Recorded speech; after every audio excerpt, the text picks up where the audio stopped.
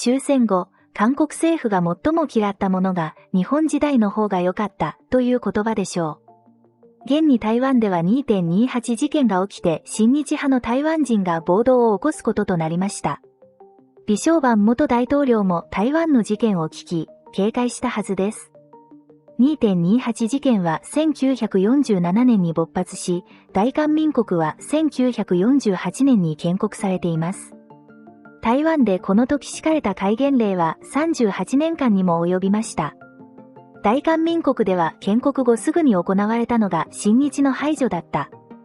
日本統治を懐かしんだだけで、共産主義者などと同じく政治犯とみなされ逮捕投獄されました。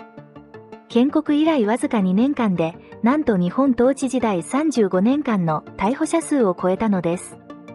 大韓民国の初代大統領となった李承晩は、日本統治時代の大半を国外で過ごしているため、実際には日本統治について知っているわけではない。ただ日本が大嫌いだった。李承晩がアメリカに亡命していた時代では、日本統治前の李氏朝鮮は東洋の理想国家だと宣伝していたほどでした。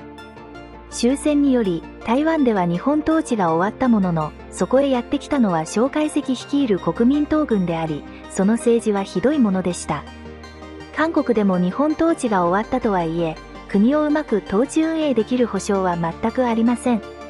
日本統治時代に国の運営に携わった人たちを日程斬首として次々と追放していったのだから、政治経験のない素人集団が政治行政を担うことになりました。その他韓国では北朝鮮と結託して国家転覆を狙わないかとの懸念から共産主義者に対する粛清、虐殺も多く行われています。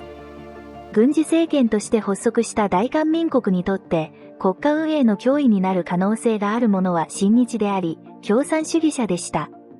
それらをヒステリックに排除していった一方、歩道連盟事件ほか、チェジュ島 4.3 事件、国民防衛軍事件など政府の失勢の批判の目をそらすためにも反日が使われました。歩道連盟事件。共産主義者やその家族らを再教育する施設において行われた虐殺事件。チェジュ島 4.3 事件。アメリカ陸軍司令部軍政庁支配下にある南朝鮮のチェジュ島で起きた暴動に対し虐殺が行われた事件。国民防衛軍事件。朝鮮戦争中の1951年1月に韓国の国民防衛軍司令部の幹部らが国民防衛軍に供給された軍事物資や兵糧米などを横領した。横領により9万名余りの韓国軍兵士が餓死したとされる。過去の歴史も塗り替えられた。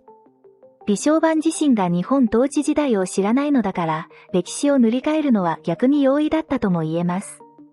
日本統治時代に朝鮮半島は搾取され、奴隷化されたという歴史観は、韓国建国後に国内政治がうまくいかなくても、日本統治時代より今の方がはるかにマシだという架空のより良い政府を作成したのです。